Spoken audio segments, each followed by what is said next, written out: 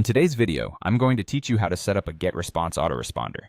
This process is quite straightforward, and I'm here to walk you through each step, ensuring you set it up correctly and efficiently. So, let's dive right in. First, you'll need to log into your GetResponse account. If you don't have an account yet, go ahead and set one up. It's quite simple. Once you're logged in, you'll find yourself on the dashboard, which is where you'll start organizing your marketing efforts. From this main section, locate either the Tools or Menu section. These are typically at the top or side of the page for easy access. Once you've found it, click on Autoresponders. This section is essential because it allows you to automate your email messages, ensuring that your communication with subscribers is timely and efficient. Next, click on Create Autoresponder. This will take you to the configuration page where we will set it all up. Now you're going to configure the autoresponder. Begin by filling in the basic settings. First, give your message an internal name, something that you will recognize later, like Welcome Email. This name is just for your reference, so keep it clear and concise. Next, you'll need to choose the linked list. This is the specific email list that you want the autoresponder to target. It's crucial to select the correct list to ensure your message reaches the right audience.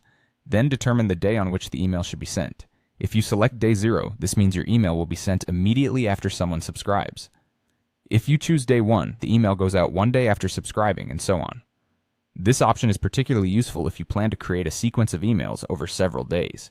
Now let's talk about timing. You can select a specific time for the email to be sent. Alternatively, and if your plan supports it, you can enable perfect timing. This feature allows GetResponse to send your email at a time when your recipients are most likely to engage with it. It's a fantastic way to enhance email open rates. Next, we move to the section where you'll create your email. This part allows you to tailor the content of your message to meet the needs and interests of your subscribers.